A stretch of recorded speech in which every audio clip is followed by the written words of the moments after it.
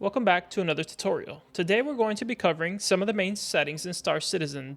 Once you've navigated to your in-game settings by hitting escape and going to options, we're going to make sure that game settings is selected on the top left hand side.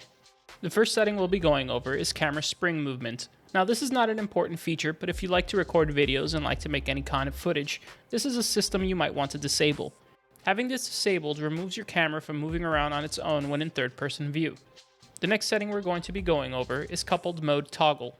Learning to fly coupled and decoupled are both extremely important.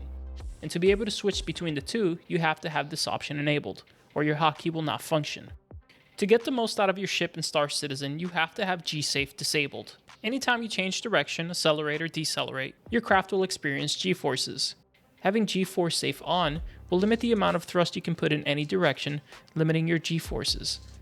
Overall, your pilot can handle more G-forces than the computer tries to account for, so it's better to have this option disabled if you want to get the most out of your craft. You also want to make sure that G-Safe is disabled while you boost, for the same reasons as explained prior. One of the most used features by a lot of new players is Space Brake engages boost. This is actually a very hurtful feature. If you ever want to apply boost to your Space Brake, you can do it manually. Forcing boost to be activated every time you use Space Brake can be detrimental in combat, as it increases the time before your boost is able to recharge, and it also uses boost in moments that you don't really need it during combat. I've covered ESP in more detail in one of my other videos, which I'll link in the description box for you, along with a playlist to more of my tutorials. That said, there's a general setting that is a good start for most players. We're going to be setting degrees to about 7.8 and sensitivity to about 1.32. Learning to move your craft around the verse is one of the primary things we all have to learn. A tool that's very helpful in this is the TVI, or the velocity indicator. By default, the game automatically fades to TVI when it gets close to the center of your screen. We're going to change this setting so that it's always visible to us. This is to help with confusion as you're learning to use the velocity indicator in the game. This is a minor setting, but for you criminal scum and bounty hunters that love targeting people on the ground, make sure to set your weapon convergence to 100 meters. This is the point at which your lasers meet. Since infantry are the only thing you can't lock onto and are only usually visible within 100 meters, there's no point of having this number any higher, as anything you lock on will have auto convergence. The next is a collection of important targeting settings. While most of these are self-explanatory, I want to go over two of them. One is the ship trail. It is a line that draws the direction of travel of the craft behind the craft. This is useful to give you a relative idea in which direction an enemy craft is moving. Next is lead versus lag pip. Trust me, the reason you're missing shots is not because you're using lead or lag, but rather because you still have yet to develop a fundamental understanding of how movement is affecting your aim. This is why I recommend lead. The lead pip is a perfect tool to help you understand in what direction ships are moving and how your inputs are impacting your aim. This is a bit of a complicated topic and there's more to touch on this, but I've made a tutorial on this already, and they're both listed in the previous tutorial mentioned in the description box. Just look for the video labeled Mastery and Dancing. I highly recommend starting in order with Dancing. The final settings we're going to be covering in game settings has to do with head movement. During combat, you don't want your character moving his head around as you're trying to target another ship.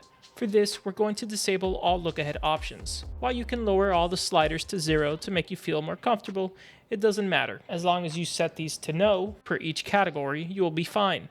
At the very bottom, you will also find 3 very important options. Make sure to set these to 0, as these also induce movement when unneeded in combat. These last ones are kind of self-explanatory, so I won't be going over them, but they give you more information on your target and allies in general. That's it for game settings. Now let's move on to graphic settings. Gamma, brightness, and contrast. Now these don't really work the same as they would in other games in Star Citizen, except for gamma. For the best possible colors, leave your contrast and brightness alone, but change your gamma as required by your monitor. If you want to get the most out of the colors in Star Citizen, you'll have to look into a program called Reshade. I've linked it below in the description as well. For quality, this is going to depend on your graphics card. I highly recommend starting with high, as high actually works better than low on some graphics cards. That said, if you're on the lower GPU scale, low will probably work best for you. No matter what card you have though, scattered object distance and tessellation should be kept as low, as they introduce even more CPU power requirement, which is a high commodity in Star Citizen, and offer very little visual improvement. These last bit of settings, including FOV, can help you with frames if you're really on the low end and struggling with frames in Star Citizen. While FOV won't do much, it actually does matter for lower end players.